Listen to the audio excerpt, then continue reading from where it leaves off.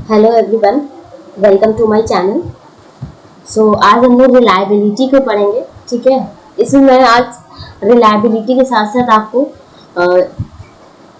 जो भी खुडल KR20 KR21 split half में कौन सा फॉर्मूला यूज होता है एंड इसका क्या मेथड है, कैसे सॉल्व करते हैं, क्या स्टैट का पोर्शन है, ये सब कुछ बताऊंगी। ठीक है, थोड़ा मैं चूंकि इसमें मैंने कंटेंट में आप देख रहे हो 70 पेज से हम लोग स्टार्ट कर रहे हैं। टोटल अभी इसमें 110 पेजेस के अराउंड है। ठीक है, 70 पेजेस से हम लोग स्टार्ट कर रहे हैं। टोटल 110 पेजेस के अराउंड है, जिसके अंदर से कुछ क्वेश्चंस हैं एंड बहुत सारा टॉपिक्स का डिस्क्रिप्शन है। बट चूंकि ऑलरेडी मैंने आप लोगों का 2-3 दिन 4 दिन ले रखा है जिसमें कोई वीडियो नहीं डाला, तो पीछे चल रहे हैं, तो मैं उसके हिसाब से आप लोगों के लिए बस जो है वो क्या करूंगी कि सिर्फ और सिर्फ रिलायबिलिटी से जो रिलेटेड, मतलब कहने का सेंस ये है कि जो कंसेप्ट है जो आपके समझने के लिए जरूरी होगा, सिर्फ इतना ही बताऊंगी। ठीक है, जब नेक्स्ट सेशन के लिए मैं फिर से सारे कंटेंट को वापस लेके आऊंगी और तब से मैं नेक्स्ट सेशन से मैं लाइव क्लासेस करूंगी, तो उस समय मैं पूरी डिटेल में बताऊंगी। ठीक है, तो अभी मैं रिलायबिलिटी क्या है मैं वो शुरू करती हूँ। चलो शुरू करते हैं। रिलायबिलिटी का क्या है? अ टेस्ट स्कोर तभी रिलायबल है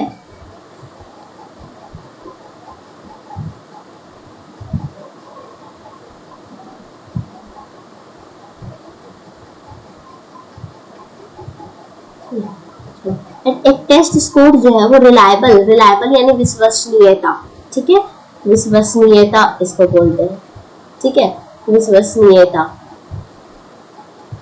यानी एक टेस्ट स्कोर तभी रिलायबल है जब हमारे पास ये वजह हो बिलीव करने के लिए कि जो भी स्कोर आ रहे हैं, यानी जो भी आ रहे हैं वो स्टेबल है, स्थिर है और ट्रस्टवर्दी है, विश्वसनीय है। ठीक है, यानी कहने का सेंस है, लाइक फॉर एग्जांपल मैंने आज आपका एक मॉक टेस्ट लिया, मॉक 1, एंड उसमें आपने 10 स्कोर किया। सेम मॉक मैंने कुछ दिन बाद अप्लाई किया, फिर आपने 10 स्कोर किया। सेम मॉक मैंने कुछ दिन बाद अप्लाई किया, आपने 9 स्कोर किया। सेम मॉक मैंने अप्लाई किया, आपने 9.5 स्कोर किया। तो अगर देखा जाए तो हम कह सकते हैं कि ये टेस्ट क्या रिलायबल है। क्यों? क्योंकि अगर हम एवरेज निकाले तो एवरेज 9.5 के बराबर है, क्योंकि बहुत कम नहीं आया 10 और 9 के। लेकिन अगर ऐसा होता है कि एक बार 10 आया, एक बार 5 आ गया, एक बार 0 आ गया, फिर आपको एक बार फिर से 10 आ गया, तो ये टेस्ट क्या हो गया? वो रिलायबल नहीं है, ये विश्वसनीय नहीं है। ठीक है, क्लियर है? तो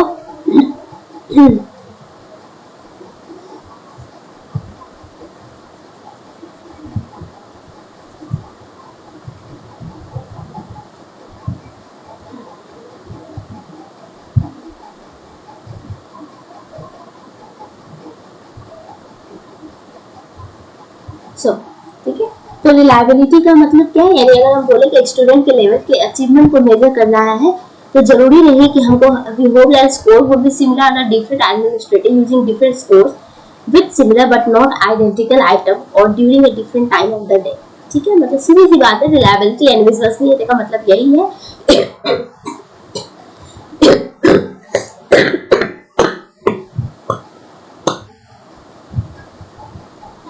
सॉरी फिर का मतलब बस यही है कि जो हमारा स्कोर है या जो हमारा टेस्ट है या जिस भी इंस्ट्रूमेंट से हम रिजल्ट देख रहे हैं, वो क्या होना चाहिए? वो हमारा कंसिस्टेंट होना चाहिए, स्थिर होना चाहिए, लगातार बार बार वही स्कोर आना चाहिए। रिलायबिलिटी किससे कंसर्न करता है? अलग अलग रिसर्चर, डिफरेंट रिसर्चर जो है एक ही जैसे ऑब्जर्वेशन करे किसी एक फेनोमेनन का,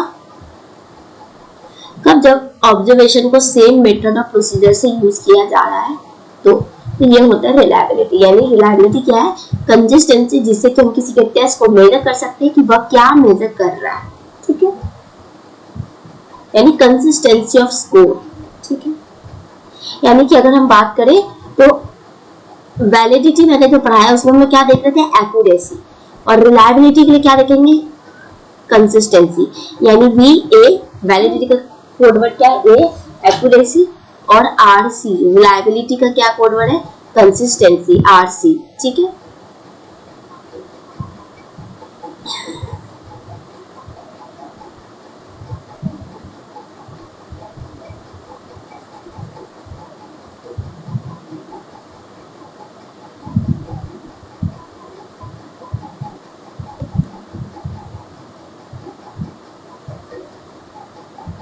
जैसे यहाँ पे दिया गया कि वर्थ, मान लो स्कॉलस्टिक एप्टीट्यूड टेस्ट लिया गया है, लेकिन ये तब तक वर्थ वाइल नहीं है अगर ये डिफरेंट रिजल्ट देगा जब सेम स्टूडेंट को 2 अलग अलग ओकेजन में मेजर किया जाएगा और टाइम फ्रेम भी सेम होगा, तब वो वर्थ वाइल नहीं है। लेकिन अगर यही चीज ऐसा हो जाता कि हम सेम टेस्ट लिए हैं, सेम टेस्ट सेम स्टूडेंट पे डिफरेंट ओकेजन पे, है ना, तो जो रिजल्ट आ रहा है, यानी जो भी हमको रिजल्ट आ रहा है अगर वो सेम हो गया तब ये वर्थ वाइल है, तब ये टेस्ट क्या है, रिलायबल है, विश्वसनीय है। लेकिन अगर सेम ना करके डिफरेंट रिजल्ट आ गया तब ये टेस्ट क्या है, रिलायबल नहीं है, ठीक है, विश्वसनीय नहीं है।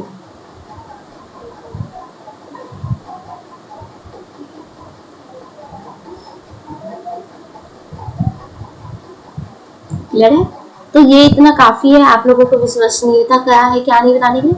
अब हम लोग देखते हैं कि किस किस वजह से जो है किसी भी प्यूपिल का, यानी किसी भी स्टूडेंट का जो टेस्ट है वो वैरी करता है।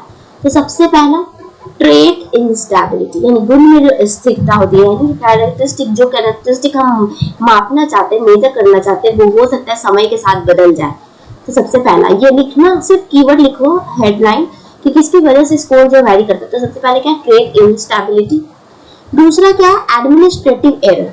एडमिनिस्ट्रेटिव एरर के अंदर क्या है, एनी चेंज इन डायरेक्शन, कोई भी डायरेक्शन में चेंज हो जाए, समय में चेंज हो जाए, यानी जो हम टेस्ट के साथ रिपोर्ट बना रहे हैं, वेरिएबिलिटी, ये सब हमारे स्कोर को वेरिएबल कर सकता है, ठीक है। यानी कहने का सेंस है कि अगर हम टेस्ट ले रहे हैं और टेस्ट में मान लो एक टाइम पे टेस्ट ऐसे दूसरी सिचुएशन में लिया और दूसरा टाइम जो टेस्ट लिया हम उसमें हीट लाइट नहीं था, वेंटिलेशन प्रॉपर नहीं था, डे बदल गया, समय दिन रात बदल गया, तो ये सब भी हमारे परफॉर्मेंस को क्या हो सकता है, बदल सकता है। या इंस्ट्रक्शन एम्बिग्यूअस हो गया तो ये सब हमारे इंफॉर्मेशन को क्या कर सकता है, बदल सकता है, ठीक है। तो अभी तक हम लोगों ने कितना देखा, 2 देखा। पहला ट्रेट इंस्टेबिलिटी, दूसरा एडमिनिस्ट्रेटिव एरर। एडमिनिस्ट्रेटिव एरर मतलब समय, सिचुएशन, टाइम, ये सब कुछ जब बदल जाए तब।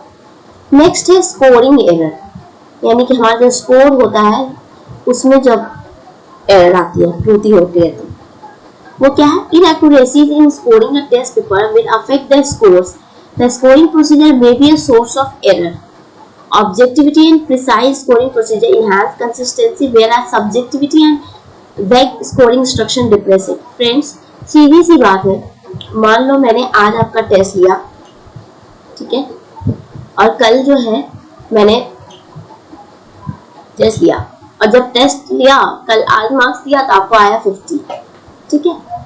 कल मैंने आपको फिर से उसी टेस्ट को लिया और मार्क्स दे दिया 30। ये इसलिए नहीं कि आपने कम लिखा था, हो सकता है मेरा मूड बहुत अच्छा नहीं था, मूड खराब था, तो मैंने बहुत ज्यादा कट किया मार्क्स में। तो ये क्या हो गया, ये हमने ऑब्जेक्टिविटी ना दिखा के क्या दिखा दिया, सब्जेक्टिविटी दिखा दिया अपने ऊपर वजह से, यानी मैंने स्कोर में एरर कर दिया, जो मार्क्स आपको मिल रहा है उसमें गलती कर दी। तो इस वजह से भी हमारा जो रिलायबिलिटी है वो क्या हो पाता है, हमारा जो टेस्ट का स्कोर है वो कंसिस्टेंट नहीं हो पाता, जिसके कारण वो टेस्ट क्या हो पाता है, वो रिलायबल नहीं हो पाता है, ठीक है, वो स्कोर रिलायबल नहीं हो पाता है, ठीक है। तो इसलिए एक एरर क्या हो गया, स्कोरिंग एरर भी हो गया। नेक्स्ट होता है हमारा सैम्पलिंग एरर। सैम्पलिंग एरर के अंदर क्या होता है, सैम्पलिंग एरर वो एरर होता है, जैसे मान लो मैंने जो है बच्चों से बोला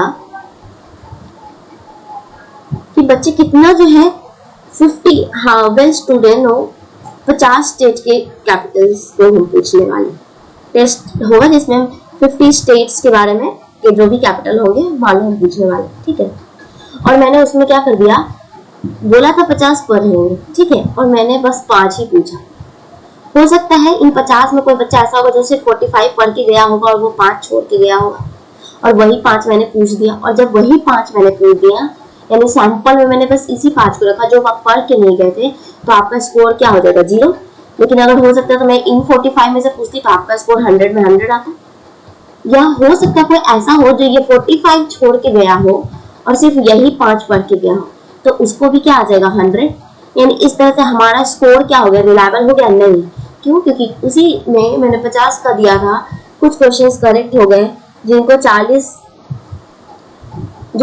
पढ़ के गए थे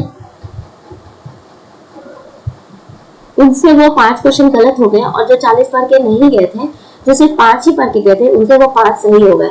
यहाँ पे क्या हो गया, ये हमारा क्या सैम्पलिंग की वजह से हमारा लक फैक्टर जो है वो बहुत मैटर कर गया। ठीक है, तो ये भी हमारे स्कोर के रिलायबिलिटी को ट्रैक है। ठीक है,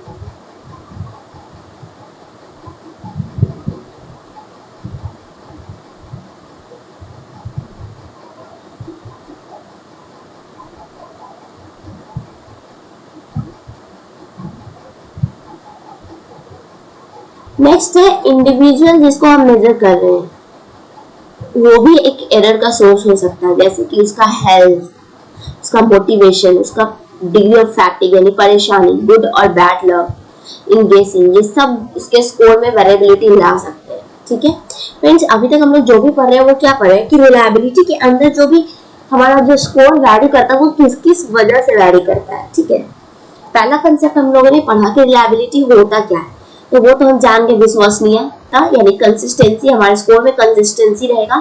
तो अब ये कंसिस्टेंसी क्यों नहीं होता जब सेम ही टेस्ट बार बार दे रहे होते हैं या ले रहे होते हैं, तो अब भी क्यों वेरिएबल हो जाता है, तो उसके कुछ ना कुछ फैक्टर होते हैं, जिसके अंदर सबसे पहला पढ़ा हम लोगों ने trait factor, right.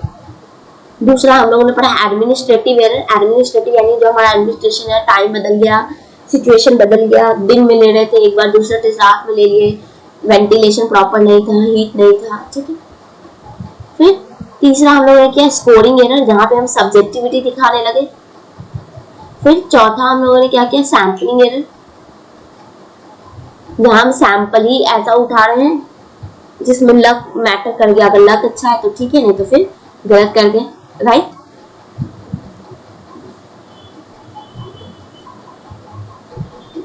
And the next one जो लास्ट अभी पढ़ेंगे वो क्या है, हमारा इंडिविजुअल जो मेजर कर रहा है, जिसको कि हम मेजर करते हैं, उसमें भी एरर हो सकता है, यानी fluctuation in individual motivation, interest, उसका फिजिकल हेल्थ, उसका एंजाइटी, ये सब हमारे टेस्ट रिजल्ट को अफेक्ट कर सकता है।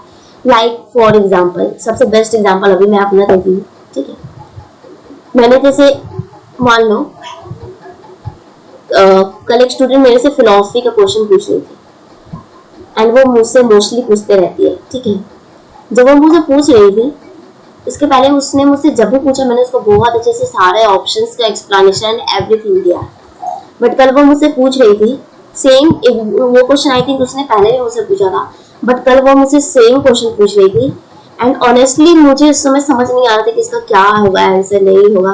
फिर भी मैंने उसको एक अज्यूम करके बोला कि शायद ये हो सकता है, बट अभी दिमाग काम नहीं करा क्योंकि मेरा हेल्थ ठीक नहीं है। बट फ्रेंड उसी समय मैंने उसी क्वेश्चन को उसके पहले जब उसने पूछा था तो मैंने उसको पूरा 110% सही आंसर दिया था, बट अभी मैं खुद कंफर्म नहीं थी कि मैंने 1% भी सही आंसर दिया है नहीं। तो वो क्या है, वो इसलिए है क्योंकि मेरा हेल्थ वहां पे मैटर कर गया, हम परेशान थे, मेरा तबियत ठीक नहीं था, मेरा फैटिक था, है ना, फिजिकल हेल्थ ठीक नहीं था, जिसके कारण एंजाइटी था। तो ये सब भी यानी जिसको हम मेजर कर रहे हैं उसके में भी एरर हो सकता है। ठीक है, तो ये भी एक वजह है हमारा स्कोर फिक्स नहीं होता इसलिए। ठीक है,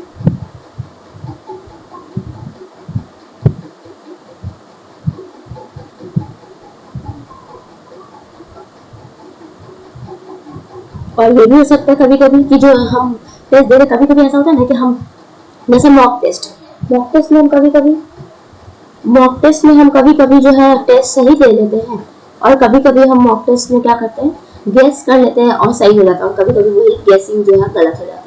इसका क्या मतलब है, गेसिंग जो है वो यानी कि हमारा जो हम खुद भी एज ए इंडिविजुअल जिसको कि मेजर किया जा रहा है, जिसको भी टेस्ट किया जा रहा है, वो सोर्स ऑफ एरर हो सकता है। ठीक है,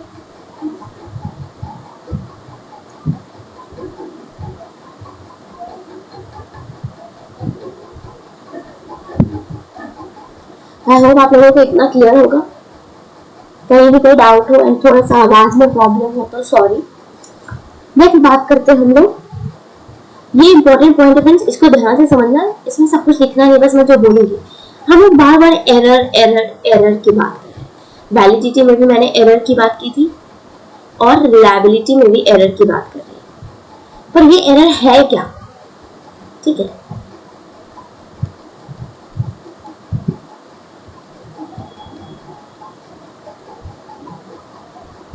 तो इस एरर को अगर हम देखें यानी कि जो रिलायबिलिटी को मेनली हम लोग कंसिस्टेंसी ऑफ स्कोर की बात करते हैं, लेकिन अगर वहां एरर आ जाएगा तो हम कहते हैं कि हमारा जो मेजरमेंट है उसमें कुछ ना कुछ एरर है। और वो एरर दो तरह का होता है, रैंडम एरर और सिस्टमैटिक एरर। ठीक है, एरर कितने तरह के होते हैं? दो एरर, रैंडम और सिस्टमैटिक। ठीक है,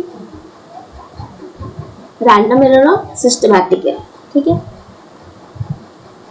एक यादृच्छिक त्रुटियां और एक व्यवस्थित। ठीक है, रैंडम एरर को कहते हैं यादृच्छिक त्रुटियां और एक है हमारा व्यवस्थित त्रुटियां। ठीक है, रैंडम का मतलब ही समझ में क्या रहा, अचानक प्योर चांस, हम किसी को देख के नहीं प्योरली हम उस चीज को उठा रहे हैं। ठीक है, यानी random error is the result of pure chance that may inflate or depress any subject score in an unpredictable manner। यानी ये एरर ऐसा जहां हम प्रिडिक्शन नहीं लगा सकते कि यहाँ ये गलती होगा, अनप्रिडिक्टेबली गलत हो सकता है। ठीक है, अप्रत्याशित रूप से स्कोर बढ़ सकता है या घट सकता है, इसमें हमको नहीं पता, हम प्रिडिक्ट नहीं कर सकते हैं। लेकिन दूसरा होता है सिस्टमैटिक एरर यानी व्यवस्थित त्रुटियां, जिसमें कि इन्फ्लेट और डिप्रेस स्कोर यानी स्कोर का बढ़ना और घटना वो आइडेंटिफायर ग्रुप है प्रिडिक्टेबल वे, यानी हम उसको पूर्वानुमानित कर सकते हैं। ठीक है, पूर्वानुमानित कर सकते हैं यानी कि पहले से प्रिडिक्ट कर सकते हैं। क्लियर? क्लियर है? रैंडम एरर ऐसा एरर है जिसको हम प्रिडिक्ट नहीं कर सकते हैं, जैसे कि अनप्रिडिक्टेबल है, स्कोर क्यों बढ़ रहा है या क्यों घट रहा है, तो हम पहले से प्रिडिक्ट नहीं कर सकते हैं, बाद में ही देख सकते हैं। लेकिन जो सिस्टमैटिक एरर है उसको क्या, उसको हम पहले से प्रिडिक्ट कर सकते हैं। ठीक है, तो वो क्या होगा, हमारा प्रिडिक्टेबल है। ठीक है, तो वो सिस्टमैटिक एरर है। आई होप कि एरर क्लियर हो गया होगा। यादृच्छिक त्रुटियां क्या, जो कि शुद्ध मौका का एक परिणाम है, यानी जैसे हम लोग रैंडम सैंपलिंग करते हैं तो हम लोग किसको उठा रहे नहीं ना पता, उसी तरह से हम लोग रैंडम एरर में भी किसकी वजह से गलती हुआ ये नहीं पता। ठीक है, लेकिन सिस्टमैटिक एरर यानी हमको पता है सिस्टमैटिक, कल ही हम चीजों को कर रहे हैं तो हम जब कर रहे होते हैं तो हमको पता होता है कि ये चीज सिस्टमैटिक वे में करना है, लेकिन अगर यहाँ गलती हो गई तो यहाँ गलती एक भी कुछ इशू होने वाला है, पहले से प्रेडिक्ट कर लिया। ठीक है, अब जो रैंडम एरर होता है उसको हम लोग उस एरर को किसके लिए स्पेसिफिकली बोलते हैं, वो स्पेसिफिकली रूट है किसका, रिलायबिलिटी प्रॉब्लम्स का। जो भी रैंडम एरर होगा वो किसका है, रिलायबिलिटी का, और जो भी वैलिडिटी प्रॉब्लम होगा वो किसका है, सिस्टमैटिक एरर का। ठीक है, क्लियर है? रैंडम एरर किसका है, रिलायबिलिटी का, और जो सिस्टमैटिक एरर है वो किसका है,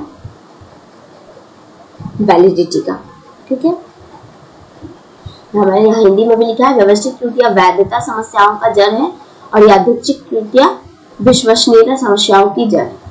तो ये दोनों चीज ध्यान रखना है। ये मैंने इसलिए बताया क्योंकि ये पूछा हुआ क्वेश्चन है कि random error comes in, random error हमेशा रिलायबिलिटी आर से, ऐसे याद रख लो, आर से आर और रैंडम से रैंडम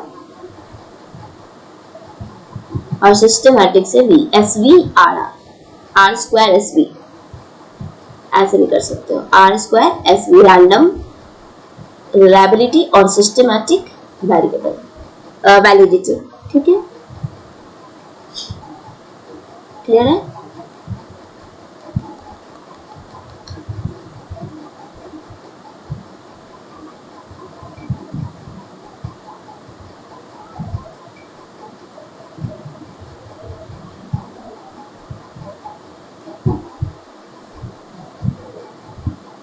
अब रिलायबिलिटी को इम्प्रूव कैसे किया जा सकता है, तो दो तरीके से। एक, जो भी हमारा टेंशन है या जो भी एक्सटर्नल सोर्सेस के कारण जो भी वेरिएशन हो रहा है उन कंडीशंस को क्या कर दिया जाए, स्टैंडर्डाइज कर दिया जाए। ठीक है, मिनिमाइज कर दिया जाए, ताकि जो स्टेबिलिटी एस्पेक्ट है वो हमारा क्या हो सके, इम्प्रूव हो सके। यानी कि कौन कौन से एरर को हम लोग इम्प्रूव कर सकते हैं, हमारा एडमिनिस्ट्रेटिव एरर है। ठीक है, हमारा जो सैम्पलिंग एरर था, वो हमारा जो ट्रेड इंस्टेबिलिटी था, यानी जो भी हमारा एक्सटर्नल था, फैटिक वगैरह वाला जो पॉइंट्स, उन सबको हम स्टैंडर्डाइज कर देंगे तो इम्प्रूव कर सकते हैं। और दूसरा, by carefully designing directions for measurement with no variation from group to group. यानी ग्रुप से ग्रुप में जब हम डायरेक्शन दे रहे हैं तो सेम होना चाहिए, अलग नहीं होना चाहिए.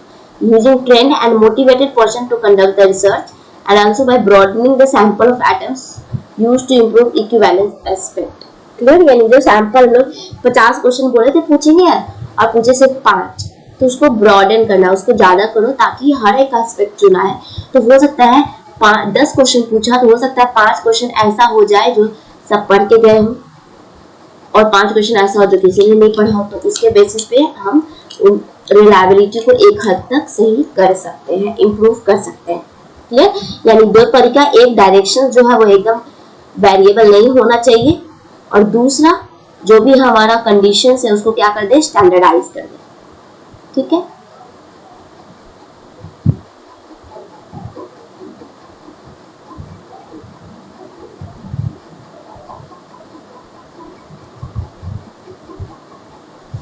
अब हम लोग यहाँ से टाइप्स ऑफ रिलायबिलिटी पढ़ेंगे, बट उसके पहले थोड़ा सा मैं आपको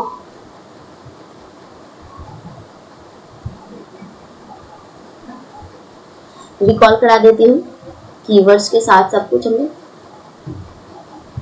रिलायबिलिटी क्या है, कंसिस्टेंसी किसमें, स्कोर में.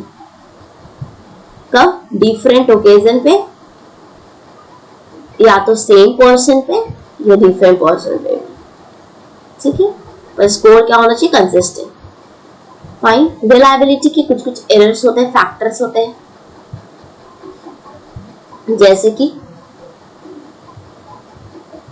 ये भी कुछ फैक्टर है, इसको लास्ट में हम लोग देखेंगे.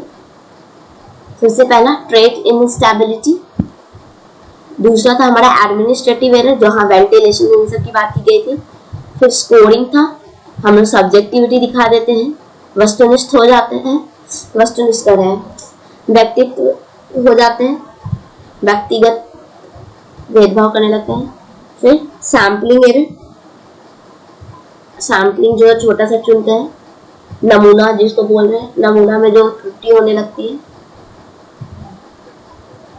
और ई जिसको हम एसेस कर रहे हैं, इंडिविजुअल खुद एक एरर. यानी क्या, इंडिविजुअल खुद एक एरर क्या मतलब यहाँ पे कि हो सकता है इंडिविजुअल जब पहला टेस्ट दिया था तो उस समय बिल्कुल फ्रेश था, ये था, है ना, और दूसरे टेस्ट में वो मोटिवेटेड नहीं है, उसको भी इच्छा नहीं है, लेकिन जबरदस्ती टेस्ट लिया जा रहा है, या उसकी तबीयत ठीक नहीं है. तो ये सब क्या है, इंडिविजुअल को अफेक्ट कर सकता है. ठीक है?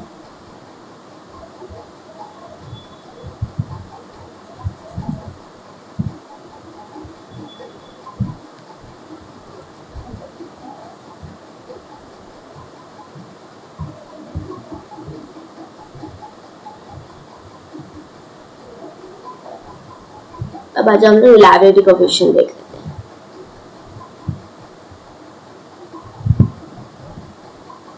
रिलायबिलिटी कोएफिशिएंट क्या है, 3 कैटेगरी में बांटा गया है. Coefficient used with norm reference test. ठीक है? रिलायबिलिटी कोएफिशिएंट को नॉर्म रेफरेंस टेस्ट के साथ यूज किया गया. नॉर्म रेफरेंस क्या है, सीधी सी बात है, दो तरह का हम लोग पढ़ते हैं, सीआरटी और एनआरटी. ठीक है? क्राइटेरिया रेफरेंस टेस्ट किसको, क्राइटेरिया मतलब हमें एक, मान लो हमको शादी करना है तो अपने लिए लड़का का बता दिए कि भाई लड़का कैसा होना चाहिए, ये क्राइटेरिया फॉलो होना चाहिए. अब इसी क्राइटेरिया से हम सबको मेजर करेंगे. ठीक है? क्लियर है? तो ये हो गया. नॉर्म रेफरेंस क्या हो गया, नॉर्म रेफरेंस में मतलब क्या है, हम सबको एक दूसरे से मेजर करेंगे. लाइक 4 लड़का आ गया और इसमें ये सब क्वालिटी अच्छा है, वो इसको खाना बनाने नहीं आता, इससे ज्यादा अच्छा ये वाला है, और इससे ज्यादा, यानी एक दूसरे से कंपेयर करते हैं नॉर्म के साथ, यानी एक ग्रुप के अंदर हम लोग डिफाइन करते हैं. ठीक है? तो रिलायबिलिटी कोएफिशिएंट को भी हम लोग उसी तरह से नॉर्म रेफरेंस टेस्ट के थ्रू हम लोग 3 कैटेगरीज में बांटे हैं. वो 3 कैटेगरी क्या क्या, पहला coefficient derive from correlating individual score on the same test administered on different occasion. समझ रहे हो फ्रेंड?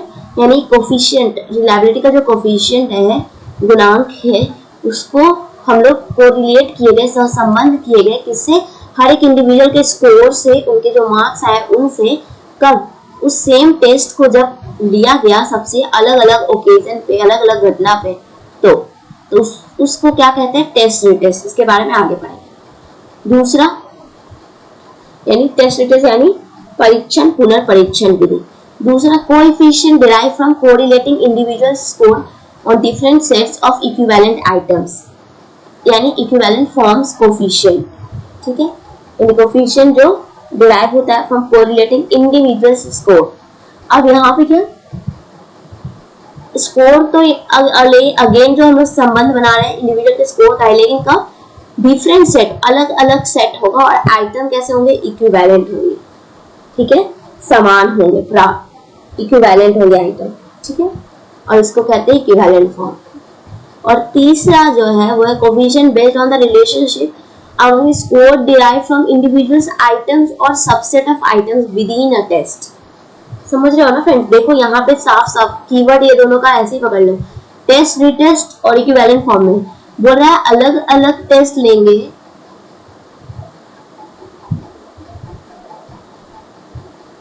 अलग अलग ओकेजन पे, और ये बोल रहा है एक ही टेस्ट के अंदर दो सबसेट डिवाइड कर देंगे या आइटम्स डिवाइड कर देंगे, जिसको कि इंटरनल कंसिस्टेंसी इफेक्ट, यानी यहाँ पे दो डब्बा होगा और दोनों डब्बे के अंदर कितना मिठाई है देखा जाएगा, लेकिन यहाँ पे क्या है इंटरनल कंसिस्टेंसी, एक ही डब्बा के अंदर के मिठाई को बांट दिया जाएगा। ठीक है, within a test, within a डब्बा। ठीक है, क्लियर है? नेक्स्ट यानी हम लोग दो तरह का कंसिस्टेंसी देखे, एक इंटरनल और एक एक्सटर्नल। तो इंटरनल कंसिस्टेंसी में हमको सिर्फ एक ही सिंगल एडमिनिस्ट्रेशन ऑफ टेस्ट जरूरत है। क्यों? एक ही टेस्ट में हम लोग दो भाग पता कर लेंगे, लेकिन जो अदर कोएफिशिएंट था यानी जो एक्सटर्नल वाले थे उनमें हमको दो एडमिनिस्ट्रेशन लेने की जरूरत है। जैसे कि हमारा टेस्ट रिटेस्ट था, इक्विवेलेंट फॉर्म था, है ना, ये सब में क्या है हमको दो टेस्ट लेने की जरूरत है।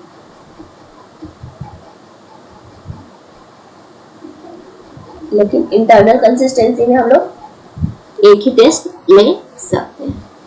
ठीक है, क्लियर है? नेक्स्ट चलते हैं हम लोग test retest method. Test retest method क्या है फ्रेंड्स? इसको हिंदी में बोलते हैं परीक्षण पुनर्परीक्षण विधि।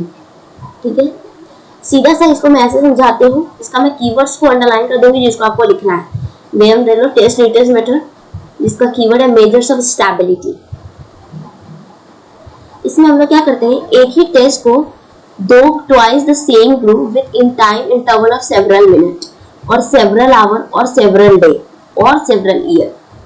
ठीक है, यानी कहने का सेंस है कि ये टेस्ट जो है हम बार बार लेते हैं कुछ समय कुछ घंटों के बाद, साल भी हो सकता है, लेकिन जो प्रॉपर और जनरल जो प्रॉपर टाइम है, जो अगर हमको रियल रिलायबल चेक करना है तो उसके लिए take a time interval of hardly 2 week ही लेते हैं, उससे ज्यादा नहीं लेते हैं। ठीक है, ये रिलायबिलिटी कोएफिशिएंट इसलिए है क्योंकि ये कंसिस्टेंसी को इंडिकेट करता है किस पे, सब्जेक्ट के स्कोर का किस पे, ओवर टाइम, यानी टाइम पे स्कोर का क्या फर्क पड़ रहा है। और इसीलिए कोएफिशिएंट ऑफ स्टेबिलिटी भी इसको बोलते हैं, जिसको जिसको मैंने सर्कल कर दिया है उसको लिख लो। क्लियर है? टेस्ट रिटेस्ट क्या है? परीक्षण पुनर्परीक्षण विधि। यहाँ पे हम लोग एक टेस्ट को, मान लो कि हम किसी बच्चे को A to Z लिखवाएं, फिर 2 हफ्ते बाद फिर A to Z लिखवाएं, फिर कुछ दिन बाद A to Z लिखवाएं।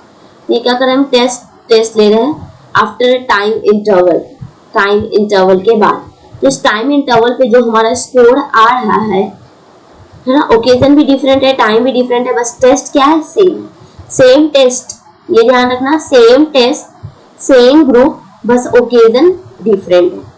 ठीक है, तो उस समय जब हम स्कोर को मेजर करते हैं तो इसको हम लोग कहते हैं मेजर्स ऑफ स्टेबिलिटी। अगर स्कोर सिमिलर आया तो यानी ये टेस्ट क्या है, रिलायबल है, और इसीलिए इसको कोएफिशिएंट ऑफ स्टेबिलिटी या मेजर्स ऑफ स्टेबिलिटी कहते हैं।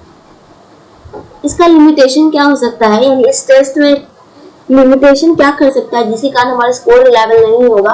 तो 3 चीज होता है। कौन कौन सा? मेमोरी इफेक्ट, प्रैक्टिस इफेक्ट और एब्सेंस इफेक्ट। मेमोरी इफेक्ट का क्या मतलब है फ्रेंड? ऐसे तो हम जानते हैं कि ये जो भी एरर होगा वो कौन सा एरर होगा, रैंडम एरर। क्यों? क्योंकि रिलायबिलिटी कौन से एरर को देखता है, यादृच्छिक त्रुटि। तो मेमोरी इफेक्ट यानी याददाश्त वाला जो इफेक्ट है, यानी हम पहला टेस्ट दिए, हो सकता है दूसरे टेस्ट में जब हम देने जाए तो हमको कुछ ना कुछ वहां पे याद हो कि हम टेस्ट कैसे दिए थे, और इसके कारण भी मेरा स्कोर जो है वो सेम हो सकता है। ठीक है, 2 हफ्ते बाद भी। तो ये क्या होगा, मेमोरी इफेक्ट।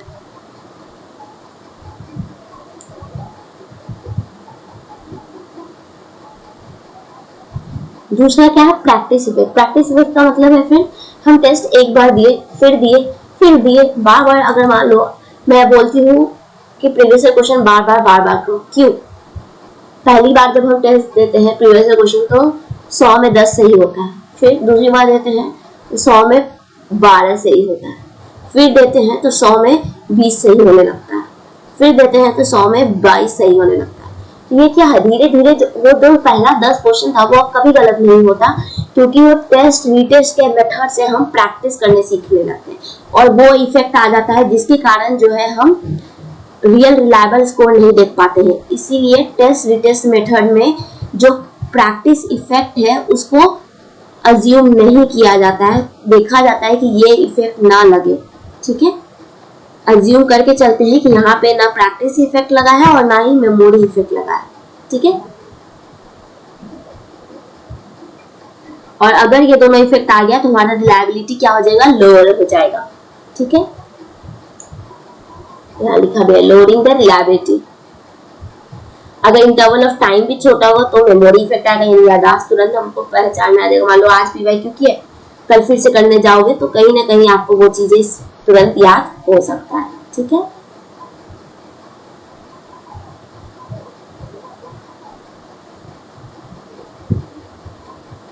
अब इसको हम कंट्रोल कर सकते हैं कैसे, टाइम को बढ़ा दें टेस्ट रिटेस्ट के बीच में, लेकिन बहुत ज्यादा भी नहीं होना चाहिए।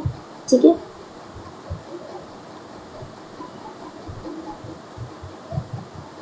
और चूंकि यही सब प्रॉब्लम के कारण, मेनली इसके टाइम के कारण और इन सब इफेक्ट्स के कारण जो है टेस्ट रिटेस्ट को एप्रोप्रिएट नहीं माना गया कॉग्निटिव डोमेन को मेजर करने के लिए, यानी संज्ञानात्मक ये को मेजर करने के लिए एप्रोप्रिएट नहीं माना गया, बल्कि इसको हम लोग किस लिए यूज करते हैं, इसको हम लोग मेनली फिजिकल फिटनेस और एथलेटिक प्रोग्रेस के लिए यूज करते हैं। तो ये नेक्स्ट कीवर्ड है। क्लियर है फ्रेंड्स? सबसे पहला टेस्ट रिटेस्ट को पूछे तो क्या है, तो उसको यही बोलेंगे कि एक ही टेस्ट को बार बार लेते हैं, सेम पर्सन पे, सेम ग्रुप पे, सेम टेस्ट को, but on different occasion and on different time. और अगर स्कोर सिमिलर आया तो हमारा टेस्ट क्या है, रिलायबल है, लेकिन नहीं आया तो टेस्ट क्या है, रिलायबल नहीं है। अब ये जो टेस्ट रिटेस्ट है, फिर नेक्स्ट कोई पूछेगा कि बताओ टेस्ट रिटेस्ट में जो आया है उसमें क्या प्रॉब्लम, मतलब उसमें क्या क्या एरर हो सकता है। तो रैंडम एरर की वजह से उसमें 3 तरह की वजह से एरर हो सकता है। एक एब्सेंस हो जाए, यानी बिल्कुल जो टेस्ट एक बार किया दूसरी बार वो एब्सेंट ही हो गया, है ना। दूसरा मेमोरी इफेक्ट आ सकता है, तुरंत छोटे टाइम पे अगर हम टेस्ट लेंगे तो हमको इफेक्ट दिखाएगा। और तीसरा प्रैक्टिस इफेक्ट, बार बार देने से प्रैक्टिस हो जाता है तो स्कोर सुधरने लगेगा, जिसके कारण जो है हमारा रिलायबिलिटी जो है वो लो हो सकता है, क्योंकि पहले टेस्ट में कुछ फिर और अच्छा, फिर अच्छा ही होता जाए, रिलायबिलिटी लो भी हो सकता है। ठीक है, और ये जो चूंकि ये टेस्ट हमारे टाइम के बहुत ज्यादा कंसीडर होती है, टाइम की वजह से बहुत ज्यादा ये मायने रखती है, तो इसीलिए इसको हम लोग क्या बोलते हैं कि इसको हम लोग कॉग्निटिव डोमेन के लिए मेजर नहीं कर सकते, यूज नहीं कर सकते हैं। तो इसको हम लोग इस वजह से इसको हम लोग यूज करते हैं जब हमको फिजिकल फिटनेस या एथलेटिक प्रोग्रेस देखना हो तब। ठीक है, तो उस जगह पे ये मापना हो तभी हम इस टेस्ट का यूज करते हैं, टेस्ट रिटेस्ट मेथड। क्लियर है?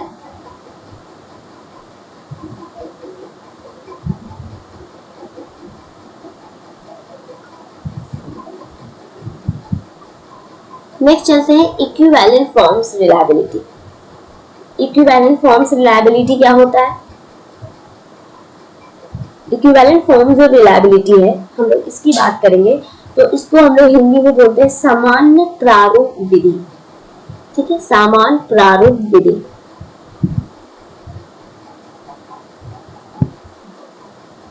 इसको हम लोग मेजर्स ऑफ इक्विवेलेंस भी बोलते हैं। ये इसका कीवर्ड है।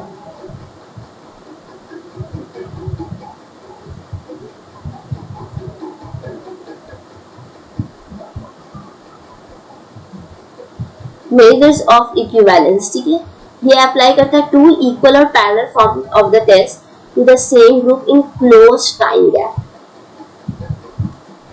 इसको हम लोग अल्टरनेट फॉर्म टेक्निक भी कहते हैं और पैरेलल फॉर्म टेक्निक भी कहते हैं, ठीक है। जब ये प्रोबेबल है that subjects will recall their response to the test items, ठीक है, when it is probable that subjects will recall their responses to the test item. It also requires two testing situations with the same people, like test retest method. अभी मैं सिर्फ read कर रही हूँ, समझाऊंगी. But it differs from test retest method on one very important regard, that is the same test is not administered on the second testing, but an alternate form of the same test is administered. अब इसको हम समझते हैं, मैंने पढ़ लिया, अब समझते हैं. फ्रेंड्स, इक्विवेलेंट फॉर्म का मतलब है लाइक मैंने बोला tomorrow I will take the test of addition of 2 numbers, 3 numbers and 4 numbers, ठीक है. अब मैंने 3 क्वेश्चन बनाया. पहला बनाया दो सेम तरह का टेस्ट बनाया, एक टेस्ट ए बनाया, एक टेस्ट बी बनाया.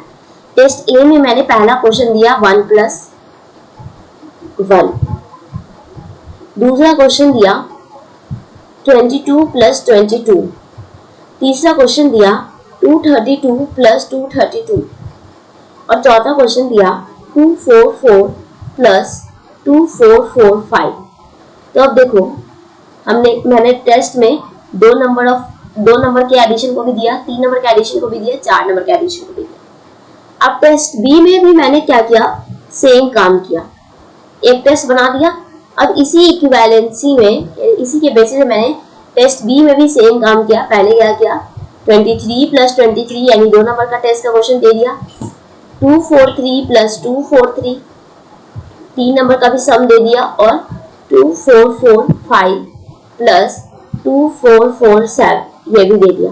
तो अब यहाँ पे क्या मेरा टेस्ट क्या हो गया, इक्विवेलेंट हो गया. दोनों टेस्ट एक जैसा है, लेवल वही है, आइटम भी सेम है. मतलब आइटम का जो हम आइटम से जो जानना चाहते हैं कि बच्चे को वो आता है कि नहीं, वो चीज सेम है, भले आइटम के अंदर का जो सम है या जो प्रॉब्लम है वो सेम नहीं है. क्लियर है. तो इसी को कहते हैं इक्विवेलेंट फॉर्म ऑफ, यही होता है हमारा इक्विवेलेंट फॉर्म. और इसी दोनों टेस्ट में अगर हमारा स्कोर सिमिलर आने लगता है तो हम कहते हैं कि हमारा जो टेस्ट है वो क्या है, रिलायबल है. ये भी बिल्कुल टेस्ट रिटेस्ट की तरह ही है. हम लोग इसको भी बार बार टेस्ट रिटेस्ट लेते हैं. एक बार इसका टेस्ट लिए, फिर दूसरी बार ये वाला टेस्ट लिए, टेस्ट रिटेस्ट ही है. लेकिन फर्क क्या है, टेस्ट रिटेस्ट को हम लोग सेम ही टेस्ट, एक ही टेस्ट जो बनाए हैं उसी को बार बार कराते हैं. लेकिन इक्विवेलेंट फॉर्म में क्या है, सेम टेस्ट ना लेके एक बार ये टेस्ट ए कराए, दूसरी बार बी कराए, फिर ए कराए, फिर बी कराए, अल्टरनेट टेस्ट कराते हैं. ठीक है. और इसीलिए इसको कोएफिशिएंट ऑफ इक्विवेलेंस भी बोलते हैं और इसीलिए मेजर ऑफ इक्विवेलेंस भी बोलता है. ठीक है. कभी कभी आप देखोगे कि वहां पे मेजर ऑफ स्टेबिलिटी भी, इक्विवेलेंस प्लस स्टेबिलिटी भी लिखा होता है. प्रीवियस क्वेश्चन में आया हुआ है इक्विवेलेंस प्लस स्टेबिलिटी, तो आप कंफ्यूज हो जाते हैं इक्विवेलेंस क्यों बोल दिया, स्टेबिलिटी तो टेस्ट रिटेस्ट का होता है. हाँ बिल्कुल, टेस्ट रिटेस्ट का स्टेबिलिटी होता है, लेकिन वहां सिर्फ स्टेबिलिटी होता है, इक्विवेलेंस नहीं होता. लेकिन जब हम लोग इक्विवेलेंट आइटम में आप बात करते हैं तो वो स्टेबिलिटी भी होता है, कोएफिशिएंट ऑफ स्टेबिलिटी भी होता है और इक्विवेलेंस भी होता है. क्योंकि यहाँ पे क्या है, हम लोग सेकंड ओकेजन पे भी स्कोर को 2 फॉर्म्स को रिलेट करते हैं. जो सेकंड ओकेजन में जो दूसरा टेस्ट, अब अल्टरनेट टेस्ट के साथ जो रिजल्ट आया, जो स्कोर आया, उसको भी रिलेट करते हैं और देखते हैं कि वो स्कोर भी स्टेबल है या नहीं है. क्योंकि हमने दूसरा अलग तरह का क्वेश्चन नहीं पूछा, क्वेश्चन वही पूछा है, बस क्या किया है, नंबर बदल दिया है. लाइक जैसे होता है ना, जब एनटीए पूछती है तो एनटीए क्या करती है, एनटीए यही करती है ना, पेपर 1 में तो सबका सेम है, तो सबसे एक जैसा क्वेश्चन पूछेगी तो फिर बहुत दिक्कत हो जाएगा. तो क्या करती है, 2 फॉर्म ऑफ टेस्ट बनाती है, डिफिकल्टी लेवल कुछ हद तक कोशिश करती है कि सिमिलर लगे. तो उसी तरह से हम भी यहाँ इक्विवेलेंट टेस्ट रखते हैं. और अल्टरनेट टेस्ट जो है वो इंडिपेंडेंटली कंस्ट्रक्ट होता है, ये भी एक इंपॉर्टेंट पॉइंट है. ठीक है. इंडिपेंडेंटली कंस्ट्रक्ट होता है यानी कि सेम स्पेसिफिकेशन, यानी मस्ट हैव द सेम. मान लो टेस्ट ए में 5 क्वेश्चन है तो टेस्ट बी में भी 5 क्वेश्चन होगा. टेस्ट ए का जो इंस्ट्रक्शन है वही टेस्ट बी में भी इंस्ट्रक्शन होगा. टाइम लिमिट भी सेम होगा, फॉर्मेट भी सेम होगा, कंटेंट भी सेम होगा, रेंज भी सेम होगा, लेवल ऑफ डिफिकल्टी भी होगा सेम, बस जो एक्चुअल क्वेश्चन है वो सेम नहीं होते। ठीक है, यानी अगर यहाँ बोला गया है कबूतर का मतलब कबूतर क से क्या होता है, तो वहां आपसे पूछा जा सकता है कि ख से क्या होता है। ठीक है, यानी क्वेश्चन सेम नहीं थे लेकिन difficulty level, content, range, format, limit सब कुछ क्या है सेम ही था। ठीक है, जैसे यहाँ पे मैंने एक और एग्जांपल भी दिया इक्विवेलेंट फॉर्म में, क्या कि on what continent is the Nile river. पहला क्वेश्चन पूछा, ज्योग्राफी टेस्ट लेने वाले थे, और दूसरे टेस्ट में पूछा on what continent is the Amazon river. दोनों में मैंने सेम पूछा, रिवर के बारे में पूछा, बस एक जगह नाइल को डाल दिया, एक जगह अमेज़न को डाल दिया। फिर एक जगह क्वेश्चन में पूछ दिया कैपिटल ऑफ इटली क्या है, दूसरी जगह क्वेश्चन पूछ दिया कैपिटल ऑफ फ्रांस क्या है। कैपिटल ही पूछा, बस क्या कर दिया अल्टरनेट कर दिया। तो इसलिए डिस्ट्रीब्यूशन ऑफ टेस्ट स्कोर भी हमारा क्या हो जाएगा इक्विवेलेंट हो जाएगा, क्वेश्चन भी क्या है इक्विवेलेंट। यानी कि ये टेस्ट हम लोग तब यूज करते हैं जब हम ये चाहते हैं कि हमारे जो मेमोरी और प्रैक्टिस इफेक्ट आ रहा था, टेस्ट डिटेल्स में हमने देखा था कि मेमोरी इफेक्ट और प्रैक्टिस इफेक्ट आ जा रहा था, जब हमको इनको अवॉइड करना है, दूर हटाना है, तब हम ये इफेक्ट लाते हैं। ठीक है, यानी कि आपके पास large number of test item हो जहां से आप इक्विवेलेंट सैंपल को सेलेक्ट कर सकते हैं। ठीक है, क्लियर। लाइक मान लो मैंने बोल दिया भाई कि आपसे मैं 1 to 10 का काउंटिंग पूछूंगी। अब इसमें तो सैंपल लार्ज नंबर है ही नहीं, सीधा बोल जैसे 1 to 10 फिक्स कर दिया, लेकिन मैं बोलती मैं आपसे फॉरवर्ड काउंटिंग, बैकवर्ड काउंटिंग कुछ भी पूछ सकती हूँ, या तो हो सकता है मैंने किसी से बोला 10 से 20 तक का बताओ, और इसमें फॉर दूसरे बी टेस्ट में बोल दिया 30 से 40 तो काउंट करो, इसमें बोल दिया बैकवर्ड में 40 से 10 तक बताओ, इसमें बोल दिया 60 से 10 तक बताओ, तो क्या क्वेश्चन बैकवर्ड दोनों सेम है, लेकिन यहाँ 1 to 10 कर दिया, यानी लिमिट कर दिया, क्वेश्चन नंबर कम है तो हम इसमें से इक्विवेलेंट आइटम को नहीं निकाल सकते हैं। तो इसीलिए ये टेस्ट हम लोग कब यूज करते हैं, जब हमको रिकॉल या प्रैक्टिस इफेक्ट को क्या करना हो, हटाना हो, दूसरा हमारे पास लार्ज नंबर ऑफ आइटम हो, तभी यूज कर सकते हैं। ठीक है, यानी कि इक्विवेलेंट टेस्ट का क्या क्या कीवर्ड है, पहला रेशनल इक्विवेलेंस,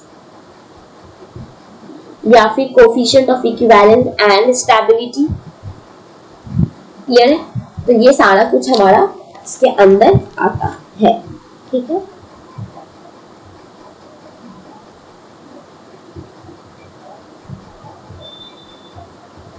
अगर कोई बोला, कोई मान लो एक क्वेश्चन बोले कि क्या जो इसमें होमोजीनियस टेस्ट होते हैं,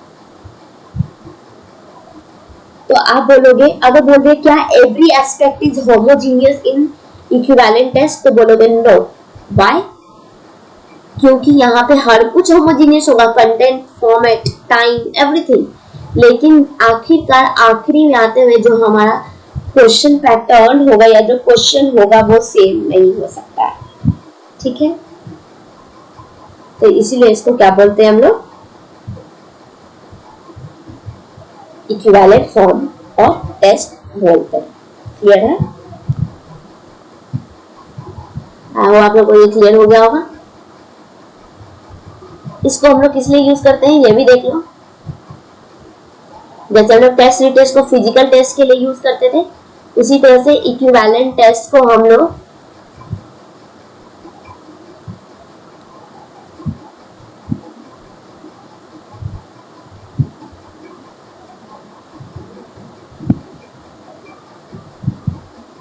एकेडमिक और साइकोलॉजिकल मेजर्स के यूज करते हैं।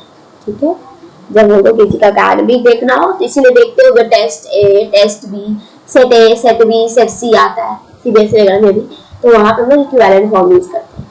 और साइकोलॉजिकल मेजर करना हो तब भी यूज करते हैं हम इसी टेस्ट का। ठीक है, क्लियर है।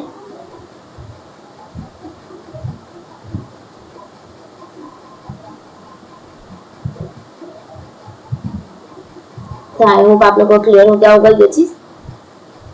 अब हम लोग चलते हैं internal consistency measures of reliability. ठीक है, internal consistency measures of reliability. अभी तक हम लोग क्या पढ़े थे, एक्सटर्नल, इसीलिए हम लोग 2 बार टेस्ट कर रहे थे। किसी भी एक्सटर्नल, मैंने पहले ही बोला था इंटरनल और एक्सटर्नल में फर्क क्या है, फर्क कितना है ये, इंटरनल में हम लोग टेस्ट एक ही बार लेते हैं 2 भाग में, एक्सटर्नल में क्या करते हैं, डिफरेंट ओकेजन पे टेस्ट लेते हैं, ठीक है।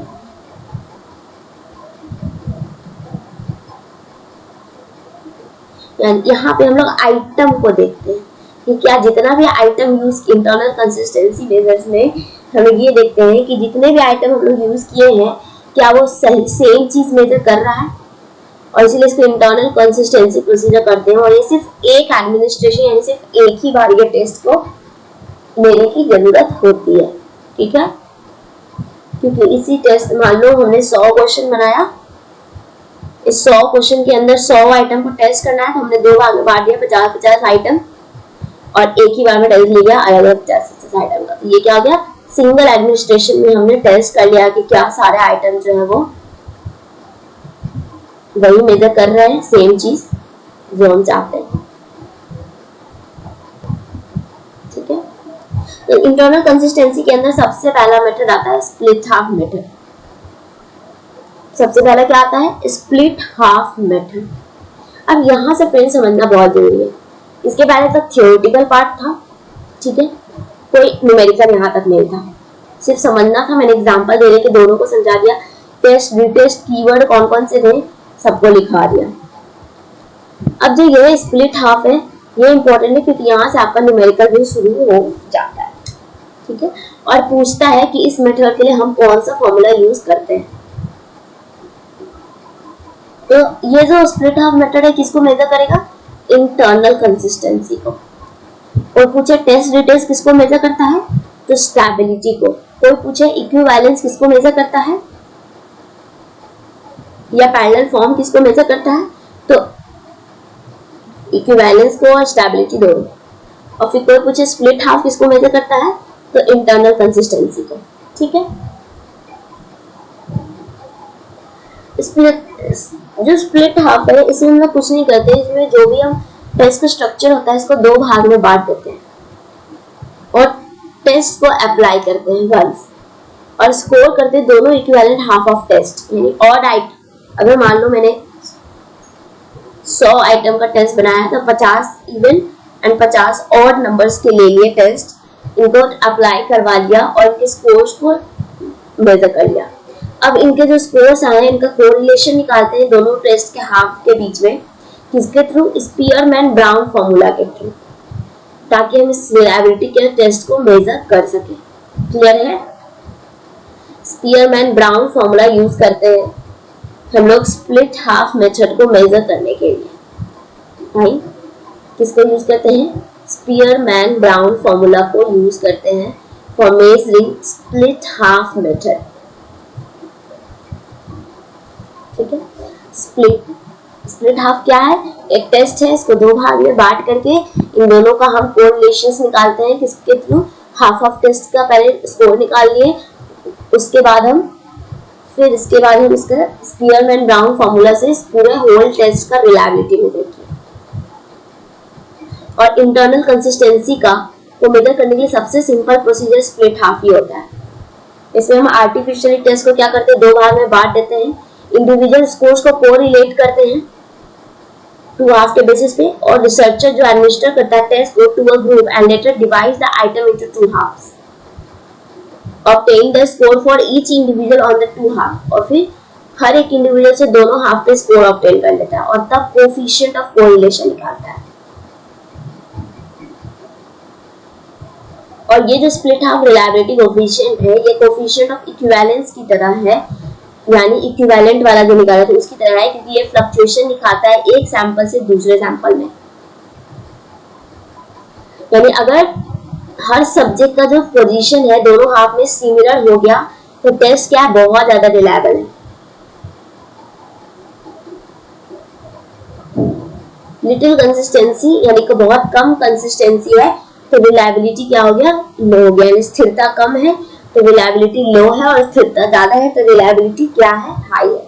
यानी सीधी सी बात है, स्प्लिट हाफ मेथड क्या है, यहाँ टेस्ट को 2 भाग में बांटते हैं और उसके इंडिविजुअल के स्कोर्स को कोरिलेट करके हम रिलायबिलिटी का स्कोर निकालते हैं। किसके हेल्प से निकालते हैं? तो स्पीयरमैन ब्राउन फॉर्मूला के हेल्प से निकालते हैं। और अगर ये रिलायबिलिटी कोफिशिएंट ज्यादा आया तो रिलायबिलिटी क्या है? हाई, और अगर कम आया तो क्या है? लो। यानी स्कोर का कंसिस्टेंसी हाई है तो रिलायबिलिटी भी हाई है, अगर स्कोर का कंसिस्टेंसी लो है तो रिलायबिलिटी भी क्या है? लो है। ठीक है, यानी स्प्लिट हाफ मेथड में सबसे पहले हम क्या, अभी यहाँ मैंने लिखा है, इसको बता देती हूँ ताकि आपको समझने में मजा आए। फर्स्ट डिवाइड करते हैं टेस्ट को दो हाफ में। Most common use way to do this way to order even number में डिवाइड कर देते हैं और इसलिए इसको ऑड इवन रिलायबिलिटी भी कहते हैं। दूसरा, इनके बीच में कोरिलेशन स्कोर निकालते हैं, किसके थ्रू? पियर्सन फॉर्मूला के थ्रू, जिसको हम लोग पूरे डिटेल में आगे पढ़ेंगे। हाँ, हमारे पास जो क्वेश्चन आएगा उसमें ये वैल्यू दिया हुआ रहेगा पियर्सन, क्योंकि इसका फॉर्मूला बहुत बड़ा है जो कि हम अगर सॉल्व करने बैठेंगे तो बहुत टाइम लगेगा, इसलिए हमारे पास जो क्वेश्चन आएगा उसमें ये सॉल्व मिलेगा। यानी दोनों टेस्ट का दो हाफ का जो रिलायबिलिटी होगा, पियर्सन फॉर्मूला होगा या जो कोरिलेशन स्कोर होगा वो हमको मिल जाएगा। अब इसको बाद हम उसको तीसरे स्टेप में क्या करते हैं? एडजस्ट करेंगे और इवैल्यूएट करेंगे कोरिलेशन को, किसके थ्रू? स्पीयरमैन ब्राउन फॉर्मूला के थ्रू, जो कि इंक्रीज कर देगा हमारे रिलायबिलिटी को अच्छी तरीके से। कोफिशिएंट ऑफ कोरिलेशन को किससे डिनोट करते हैं? RHS से। ये RHS क्या है? Reliability coefficient of half test, इसलिए HH लिखा है। ठीक है, reliability coefficient of whole test क्या है? XX। XS का मतलब क्या है? Whole test is estimated from the reliability of the half test यानी RHH, जिसको कि हम हाफ टेस्ट से निकालते हैं फुल टेस्ट का। किस फॉर्मूला से? स्पीयरमैन ब्राउन प्रोफेशी फॉर्मूला से। क्लियर है? ये क्लियर है? स्प्लिट हाफ, मैं फिर से यहाँ पे साइड में सब कुछ लिख देती हूँ। स्प्लिट हाफ मेथड क्या है? हम स्प्लिट करते हैं टेस्ट को ऑड इवन के फॉर्म में। ये इंटरनल कंसिस्टेंसी को मेजर करता है। ठीक है, इसको हम लोग हिंदी तो बता ही ना ही बोलिए, अर्ध विच्छेद विधि कहते हैं, अर्ध विच्छेद विधि। ठीक है, क्लियर है? स्प्लिट हाफ में अर्ध विच्छेद विधि। इसमें हम लोग क्या करते हैं?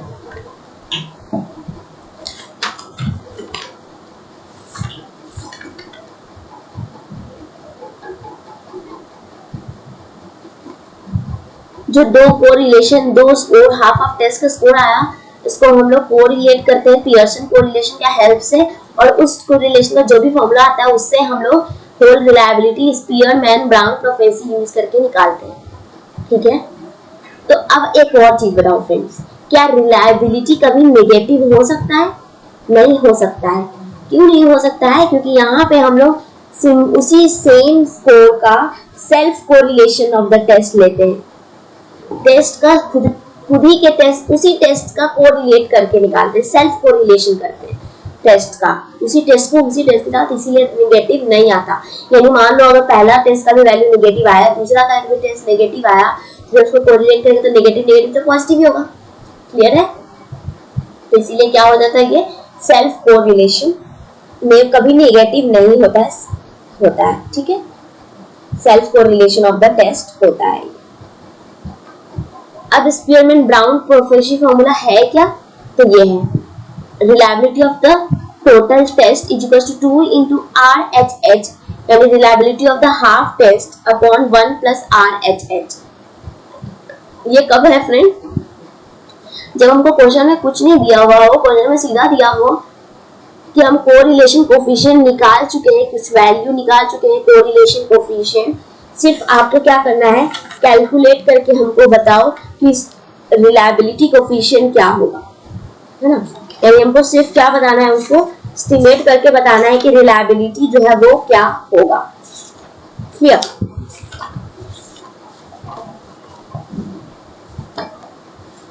एक सेकंड में एक क्वेश्चन देख रही हूँ जो हमारा पीवाईक्यू है, इसमें भी दिया है बट एक और पीवाईक्यू है, वो एक सेकंड में।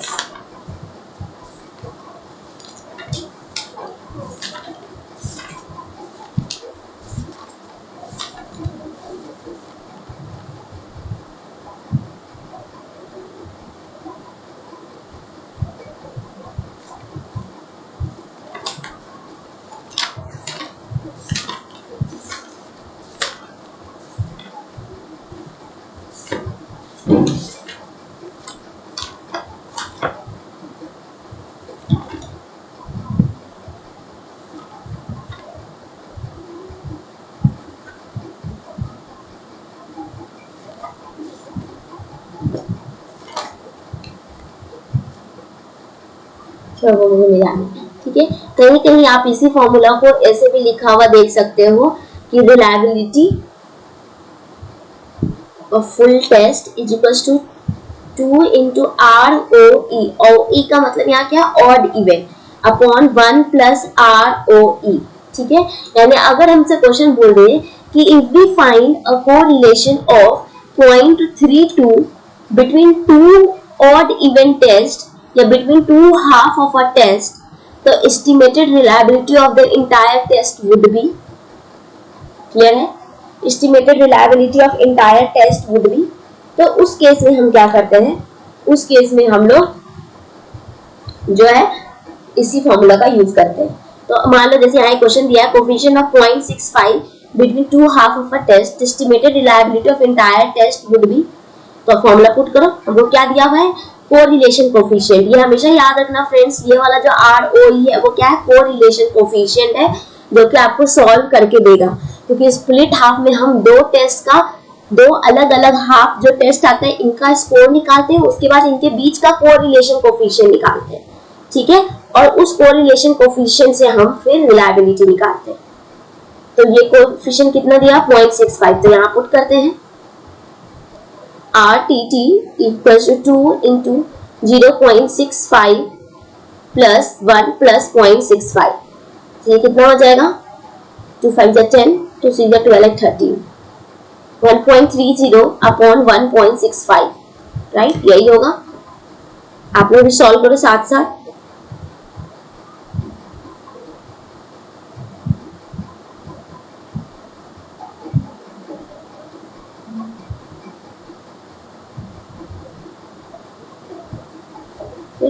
जब इसको सॉल्व करेंगे तो हमारे पास आएगा 0.787 कुछ ऐसे करके, इसको हम ओवरऑल लिख सकते हैं 0.79, ठीक है। देखो मैंने सॉल्व भी किया हुआ है, तो क्लियर है कि आपको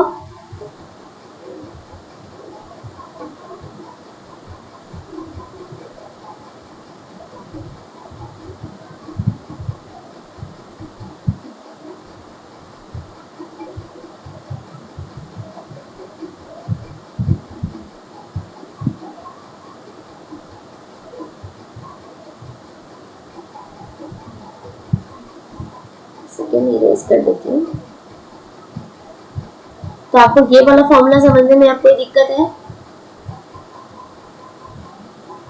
कि रिलायबिलिटी कोफिशिएंट क्या होता है एंड स्प्लिट हाफ मेथड हम कहाँ पे यूज करते हैं, क्योंकि ये क्वेश्चन पूछता है फ्रेंड्स स्प्लिट हाफ मेथड में हम कौन सा फॉर्मूला यूज करते हैं। तो मुझे याद रखना है स्पीयरमैन ब्राउन फॉर्मूला यूज करते हैं, ठीक है। और स्पीयरमैन ब्राउन फॉर्मूला जब यूज करते हैं तो वो कौन सा है, कब, जब डायरेक्ट हमको निकालना ऑड इवन वाला, तब ना, डायरेक्ट जब ऑड इवन हमको दिया हुआ हो, यानी कोफिशिएंट ऑफ कोरिलेशन डायरेक्ट दिया हुआ हो, सीधा सीधा ROE दिया हुआ हो, 2ROE अपॉन 1 प्लस ROE, तो निकलते हैं, ठीक है।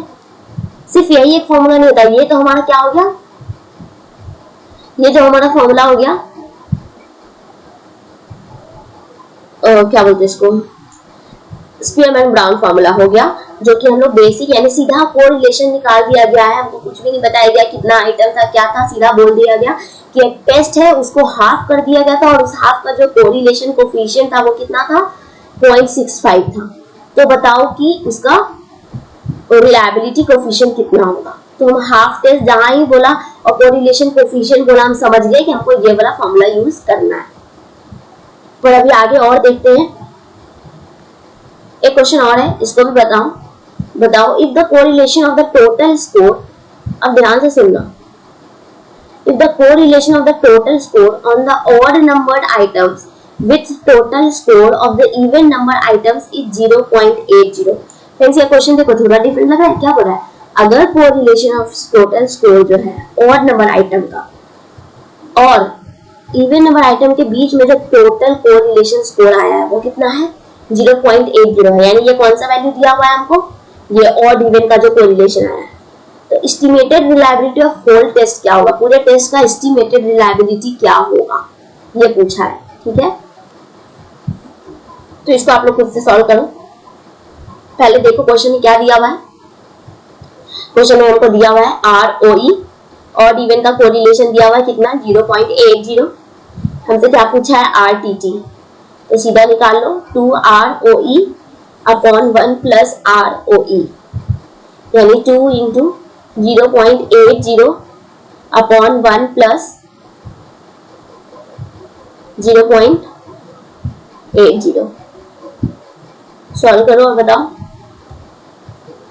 कमेंट में यहाँ पे जितने लोग देख रहे होंगे सब लिखोगे अभी यहाँ पे कमेंट में आंसर। मैं भी देखूंगी कि आप लोग कितने लोग बैठ के देख रहे हो।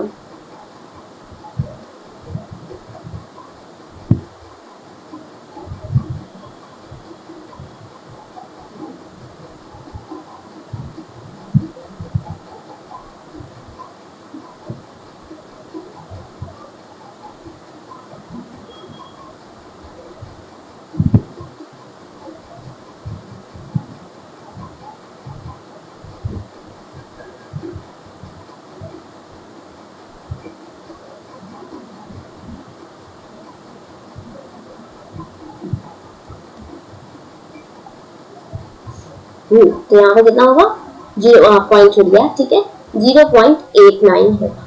फाइन, एक बार देख लेते दो, कैलकुलेटर से भी यूज कर लेती हूँ मैं।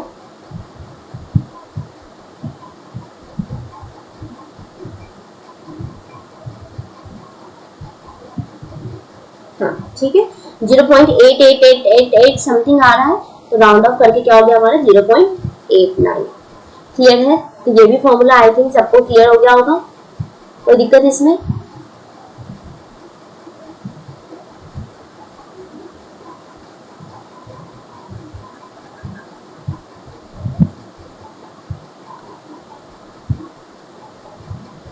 अब एक और है, एक फॉर्मूला और हम लोग यूज करते हैं जिसको हम लोग बोलते हैं स्पीयरमैन ब्राउन प्रोफेसी फॉर्मूला, जो हम लोग ऊपर बताएं। ये क्या है? Spearman Brown prophecy formula. ये जो है पार्टिकुलर केस में यूज करते हैं। वो पार्टिकुलर केस कौन सा है मैंने पहले ही बोल दिया। वो पार्टिकुलर केस कौन सा होगा? जब हम लोग के पास already correlation coefficient half test का दिया हुआ होगा, तभी हम ये डायरेक्ट फॉर्मूला यूज कर सकते हैं। लेकिन अगर हमारे पास कोरिलेशन कोफिशिएंट डायरेक्ट नहीं दिया हुआ होगा, या हमारे पास कोरिलेशन कोफिशिएंट दिया होगा और हमारे पास k नहीं दिया होगा, नंबर ऑफ आइटम्स दे दिया होगा, तो उस केस में हम लोग फिर ये वाला फॉर्मूला यूज करते हैं। ठीक है, जहां हमसे बोलता है कि न्यू टेस्ट का रिलायबिलिटी क्या होगा बताओ जब ओरिजिनल टेस्ट का रिलायबिलिटी दिया हुआ है। यानी यहाँ ये जो फॉर्मूला है इसमें R0 या R11 क्या है? हमारा ओरिजिनल टेस्ट का रिलायबिलिटी है। k क्या है? Coefficient of change in test item, यानी हम टेस्ट आइटम में चेंज किए, चेंज यानी ऐड किए हैं टेस्ट आइटम को, यानी क्वेश्चन बढ़ाए हैं, या सब्ट्रैक्ट किए हैं, क्वेश्चन घटाए हैं। ठीक है, चेंज इन टेस्ट आइटम। और RKK is the resulting test reliability. Clear है? समझना इस चीज को फ्रेंड। मान लो हम ऑड इवन टेस्ट ले रहे थे, ठीक है, तो उस ऑड इवन टेस्ट में हम डायरेक्ट जो भी ऑड इवन टेस्ट था उसका हम डायरेक्ट कोरिलेशन निकाले और बोले आप बताओ रिलायबिलिटी क्या होगा, तब तो हम ये वाला फॉर्मूला यूज करेंगे 2ROE अपॉन 1 प्लस ROE। लेकिन अगर हम बोल रहे कि नहीं, जो हमारा ओरिजिनल रिलायबिलिटी टेस्ट इतना है, R11 है या RO है, और हम जो हमारे पास टेस्ट था उसमें हम कुछ आइटम को ऐड किए हैं, या तो ऐड किए हैं या तो सब्ट्रैक्ट किए हैं, ठीक है, तब बताओ कि जो हमारा न्यू रिलायबिलिटी होगा इन दोनों के ऐड करने से या सब्ट्रैक्ट करने से वो क्या होगा। तो उसके लिए हम लोग ये फॉर्मूला यूज करते हैं, क्या? KR11 upon 1 plus K minus 1 R11। ठीक है, क्लियर है? क्या यूज करते हैं? K, इसको ऐसे भी लिख सकते हैं KR11 RTT ROE कुछ भी 1 प्लस K माइनस 1 ROE। इसको हम लोग आगे देखेंगे कि एक क्रॉनबैक अल्फा करके फॉर्मूला होगा, उसमें भी ऐड हो, उसमें भी यही फॉर्मूला यूज होता है, लेकिन हम लोग उसको अलग से समझ पढ़ेंगे। पर यहाँ पे हम लोग उसको स्पीयरमैन ब्राउन के टर्म्स में ही पढ़ेंगे, उसी के टर्म्स में समझेंगे। ठीक है, क्लियर है?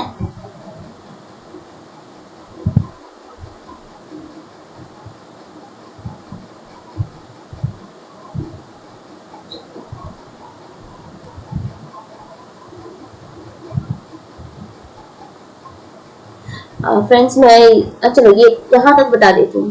पहले इसी फॉर्मूला को समझते हैं। यहाँ पे जो हमारा k है, क्या यहाँ पे जो हमारा k होगा, इस केस में अगर हम आइटम k को में अगर मान लो हम आइटम ऐड कर रहे हैं, ठीक है, तब k कैसे निकालते हैं? तब k निकालते हैं n1 plus n2 upon n1। n क्या है? यहाँ पे नंबर ऑफ आइटम्स है। मान लो पहले n1 कितना था? 50, हम 50 और ऐड कर दिए तो क्या हो जाएगा? k मेरा 50 प्लस 50 अपॉन 50 यानी 100 अपॉन 50 यानी 2। तो k क्या हो गया? 2। तो अब यहाँ पे हम 2 पुट कर देंगे। अगर हमको r0 दिया हुआ है तो ठीक है, 1 प्लस 2 माइनस 1 और जो भी r0 होगा उससे हमारा फाइनल निकल जाएगा। लेकिन अगर मान लो हम बोले कि नहीं, हमारा कोई टेस्ट था जिसमें नंबर ऑफ आइटम 100 था और हम घटा के उसको कितना कर दिए और हम उसमें से 40 आइटम डिलीट कर दिए, मान लो यही मान लो, तो क्या 40 आइटम डिलीट कर दिए तो कितना आइटम बचा? 60। ठीक है, तो कितना हो गया? 100 माइनस 40 किए तो हो गया 60 अपॉन पहले से कितना था? 100 किए तो कितना हो गया? यानी कितना आ गया? 0.6। यानी अब k का वैल्यू कितना आ गया? 0.6। 0.6 इंटू क्या पुट किए यहाँ पे? R11 जो भी हमको रिलायबिलिटी कोफिशिएंट दिया होगा वो अपॉन यह पूरा फॉर्मूला पुट करेंगे। ठीक है, तो ये चीज क्लियर है। बस ये फॉर्मूला याद रखना है फ्रेंड्स, कब दोनों फॉर्मूला को यूज करना है ये मैंने क्लियर कर दिया। एक जब हमको डायरेक्ट बोले कि रिलायबिलिटी कोफिशिएंट बताओ जब दो हाफ टेस्ट का कोरिलेशन कोफिशिएंट इतना है, तो हम लोग कौन सा वाला फॉर्मूला यूज करेंगे? ये वाला फॉर्मूला यूज करेंगे। लेकिन जब हमसे बोले क्वेश्चन में कि नहीं, हमको आप रिलायबिलिटी विश्वसनीयता कोफिशिएंट एनग्रांस बताइए जब आपके पास रिलायबिलिटी को ओरिजिनल रिलायबिलिटी कोफिशिएंट इतना है और आपने उसमें 50 आइटम या 20 आइटम को ऐड किया है, ठीक है, 20 आइटम को ऐड किया है, तो जो नया रिलायबिलिटी कोफिशिएंट है वो कितना होगा? तो उस केस में हम कौन सा फॉर्मूला यूज करेंगे? ये फॉर्मूला यूज करेंगे। क्लियर है? तो अभी तक हम लोगों ने दो फॉर्मूला सीखा है। कौन कौन सा? पहला ये वाला नोट डाउन कर लेना और दूसरा ये वाला, या तो ये नोट डाउन करो, ये दोनों सेम। अब ये फॉर्मूला लिखते चलो साथ साथ। कहाँ पे क्या यूज, किस समय कौन सा यूज करना है ये भी समझ के हो। वो वाला फॉर्मूला कब यूज करना है? वो फॉर्मूला हमको तब यूज करना है जब हमको सीधा सीधा हाफ बोल दे कि दो हाफ टेस्ट का रिलायबिलिटी कोफिशिएंट हमको इतना दिया और सीधा फ्रेंड्स तब भी अगर मान लो बोले कितना भी नहीं समझ आ रहा है तो आप देख लेना हमको वैल्यू क्या दिया हुआ है। बस एक ही मान लो हमको आइटम नहीं बताया, कुछ नहीं बताया, सीधा लिख दिया कुछ 0.65 0.70, हमको कोफिशिएंट ही दिया हुआ है, नया रिलायबिलिटी पूछ रहा तो सीधा सीधा हम लोग क्या यूज करेंगे? कौन सा फॉर्मूला यूज करेंगे? 2ROE upon 1 plus ROE। ठीक है, और अगर हमसे बोल दें कि नहीं रिलायबिलिटी कोफिशिएंट पहले टेस्ट का इतना था, हम इसमें नंबर ऐड कर दिए, 50 क्वेश्चन और ऐड कर दिए, तो नया रिलायबिलिटी कोफिशिएंट जो है वो क्या होगा? तो उसके लिए क्या यूज करेंगे? तो उसके लिए यूज करेंगे KR11 यानी जो पहले वाला था वो 1 plus K minus 1 into R11। Clear है? ये यूज करें। ठीक है, और फिर से देख लो मैंने ऑलरेडी समझा दिया कि जब नए टेस्ट आइटम को ऐड करेंगे तो k क्या हो जाएगा? n1 plus n2 upon n1 k का वैल्यू, और जब टेस्ट को घटाएंगे तब क्या हो जाएगा? k equals to m1 minus m2 upon छूट गया m2।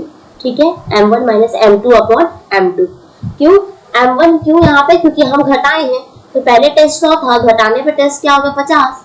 तो यहाँ m1 है, ये m2 है, तो इसमें से इसमें तो घटाएंगे नहीं, तो इसलिए m1 minus m2 upon m2 करते हैं। क्लियर है? कोई दिक्कत इसमें?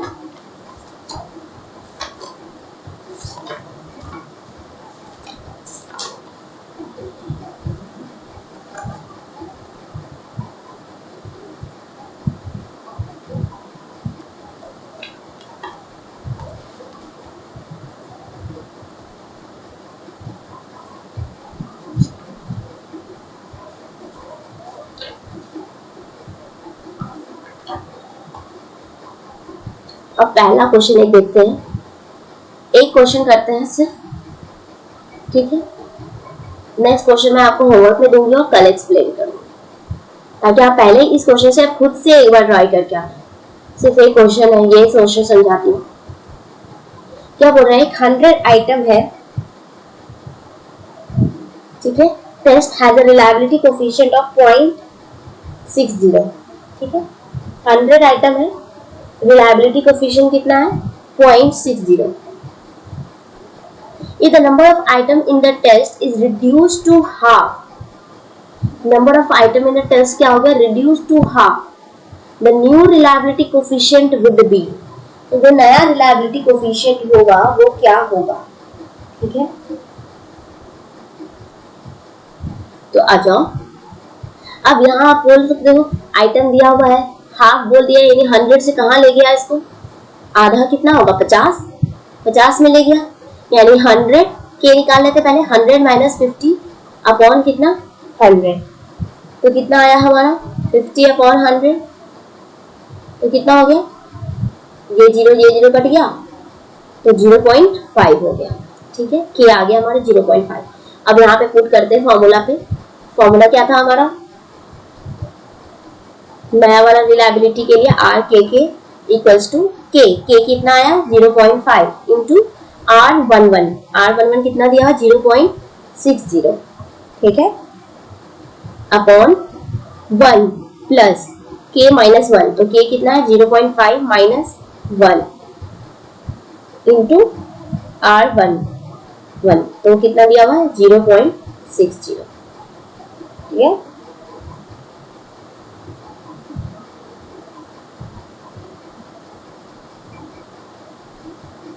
तो ऊपर वाला करेंगे तो हमको कितना आएगा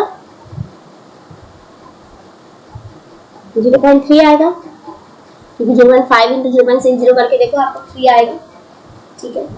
नीचे आ जाओ, 0.5 में से माइनस 1 करोगे तो माइनस 0.5 आएगा, क्लियर है। माइनस 0.5 इंटू 0.6 करोगे तो अगेन कितना आएगा आपको 0.3 आएगा। यहाँ पे ऐसे करते थे, चलो 1 प्लस 0.5 माइनस में इंटू 0.6, इसको सॉल्व किया तो कितना आया 0.3 अपॉन 1 प्लस माइनस 0.5, ये इंटू था 0.6, तो कितना आ गया अगेन से माइनस 0.3, ठीक है। जब सॉल्व किया तो 0.1 में से 0.3 घटाएंगे तो कितना आएगा 0.7,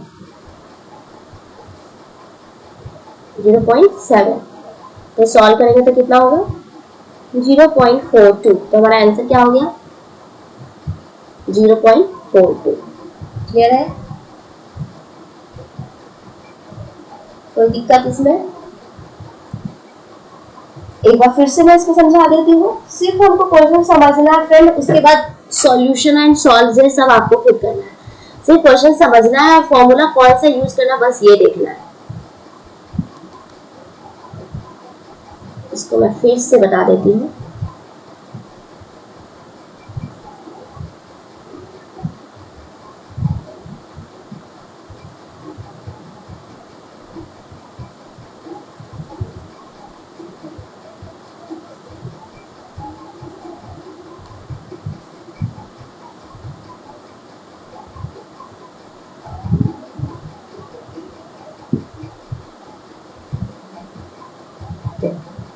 क्या बोल रहा है हमको क्वेश्चन, तो ये दूसरा क्वेश्चन है, इसको छोड़ दो।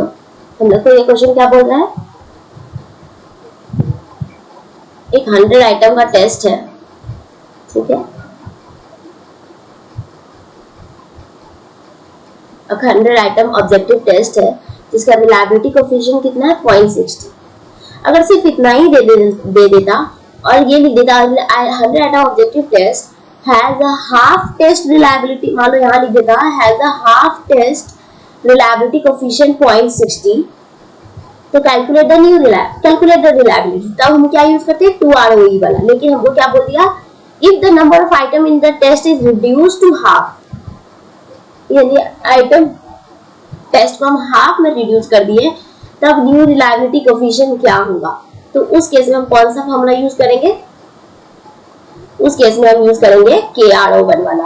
तो उसके लिए सबसे पहले हमको यहाँ पे आइटम से लेके K निकालना होगा। तो K के लिए क्या करेंगे, पहले हम देखेंगे M1 यानी पहला आइटम कितना है हमारा 100, हाफ में रिड्यूस हो गया यानी कितना हो गया 50। तो K कैसे निकलेगा, M1 यानी 100 माइनस 50 अपॉन 50, यहाँ M2 छूट गया तो कितना आया ये, सॉरी यहाँ 100 होगा M1, तो कितना आया 50 अपॉन 100, तो ये कितना हो गया 0.5। क्लियर है, कोई दिक्कत यहाँ तक, K निकाल लिए हम लोग। अब जो हमारा मेन फॉर्मूला उसमें पुट करते हैं। तो मेन फॉर्मूला हमारा क्या होता है, वही होता है, हम लिख देते हैं RTT इक्वल्स टू KRO, मतलब पहला जो RO होगा upon 1 plus K minus 1 into RO, यही होगा।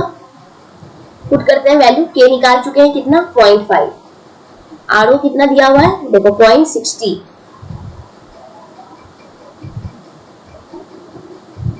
1 प्लस K माइनस 1 कितना है, K कितना है 0.5, 0.5 में से आपको सोचो, मान लो हम करते हैं, ठीक है 0.5 में से -1 करेंगे तो क्या होगा, ऐसे तो कर नहीं सकते, तो पहले हम 1 में से 0.5 घटा देते, तो 0.5 और 0.5 जोड़ेंगे तो 1 आता है।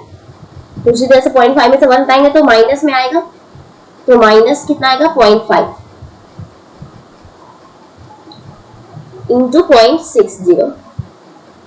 जब इसको इंटू करेंगे तो दोनों कितना होगा, ये तो हो जाएगा 0.3 और ये होगा यहाँ पे 1 प्लस माइनस 0.3, और जब ये प्लस माइनस मिलेगा तो कितना हो जाएगा माइनस, तो 0.3 अपॉन 0.7, सॉल्व किया तो कितना आ गया 0.42। क्लियर है, तो आई होप आप लोगों को ये पॉइंट क्लियर हो गया होगा। अगर अभी भी कोई दिक्कत है या कुछ भी है तो आप पूछ सकते हो, कमेंट सेक्शन में भी पूछ सकते हो, टेलीग्राम चैनल में भी पूछ सकते हो। मैं फिर से एक क्वेश्चन इसीलिए मैं जानबूझ के अभी छोड़ रही हूँ, इसका 2 क्वेश्चन और है जो मैं नेक्स्ट में बताऊंगी, एक ही दिन सारा बता दूंगी तो कंफ्यूज कर जाओगे। ठीक है, स्टार्ट का क्वेश्चन है, ज्यादा इंपॉर्टेंट है एंड आपके एग्जाम के लिए जरूरी है। तो ये आया हुआ क्वेश्चन में से मैंने एक प्रीवियस क्वेश्चन उठा के पूछा है आपसे।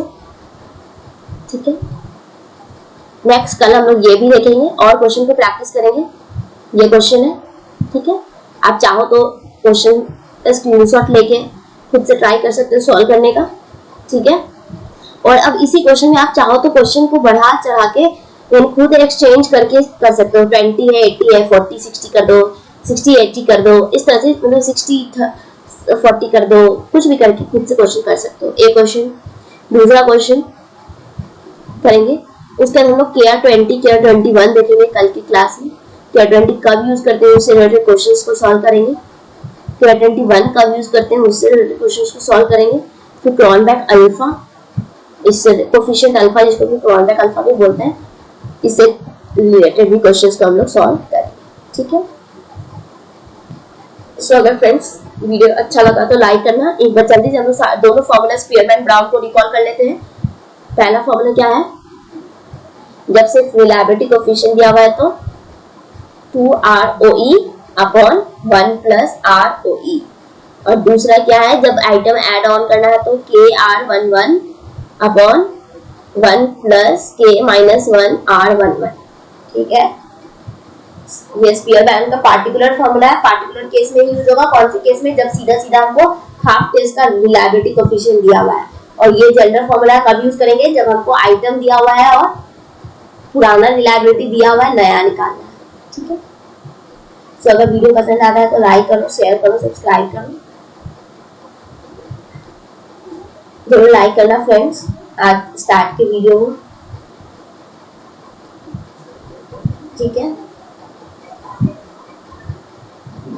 सो बताना जरूर स्टार्ट समझ आया नहीं या फिर क्या दिक्कत हो रहा है। अगर स्पीड लग रहा है तो ये भी बताना, क्योंकि रिकॉर्डेड देख रही हूँ तो मुझे पता नहीं चल रहा आप लोगों को कहाँ पे समझ आया नहीं आया, क्या आया नहीं आया, तो इसलिए एक बार जरूर बता देना।